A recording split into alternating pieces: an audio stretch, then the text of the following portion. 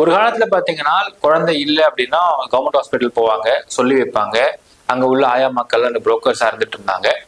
சொல்லி வச்சா உடனே ஒரு குழந்தை பிறக்குது, அந்த குழந்தைய வந்து வளர்க்க முடியாம இருக்கிறாங்க அப்படின்னா இமீடியட்டா அந்த ஆயாமாக்கு தெரியப்படுத்துவாங்க. அந்த ஆயாமா வந்து இங்க தெரியப்படுத்துவாங்க, தெரியப்படுத்தி கைமாத்திடுவாங்க, ஒரு அமௌண்ட் கொடுத்து செட்டில் பண்ணி முடிச்சிருவாங்க.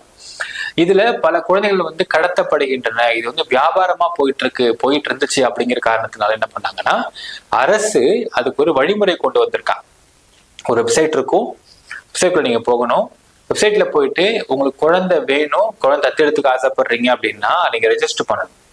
ரெஜிஸ்டர் பண்ணா அதுக்கு வந்து நிறைய வரைமுறைகள் இருக்கு, ஃபார்மாலிட்டிஸ் இருக்கு. அந்த ஃபார்மாலிட்டிஸ்ல இத்தனை வருஷம் குழந்தை இல்லாம இருக்கணும் அப்படிங்கிறது, திருமணம் ஆயிருக்கணும் அப்படிங்கிறது, திருமணமா இத்தனை வருஷம் இருக்கணும் அப்படிங்கிறது, இப்படி பல ஃபார்மாலிட்டிஸ் வந்து அதை அண்டர்கோ பண்ணி ஆகணும். அதெல்லாம் முடிஞ்சு அதை நீங்க ரெஜிஸ்டர் பண்ணீங்கன்னா உடனே உங்க குழந்தையும் கிடைக்காது. அதுக்கு ஒரு கியூ இருக்கும். அந்த கியூல யார் யாருக்கு உங்களுக்கு சீனியாரிட்டி வைஸ் வருதோ அவங்களுக்கு தான் அந்த குழந்தைய வந்து கூப்பிட்டு சொல்லுவாங்க. அங்க நீங்க போய் நேர்ல பாக்குற மாதிரி இருக்கும். பார்த்து குழந்தை பிடிச்சா எடுத்துக்கணும். சப்போஸ் குழந்தை பிடிக்கலாம் ஆப்ஷன் கொடுப்பாங்க. ஆப்ஷன் கொடுத்து அந்த குழந்தை நீங்க வந்து எடுத்துக்க பிடிக்கல அப்படின்னா again you will go back in the Q.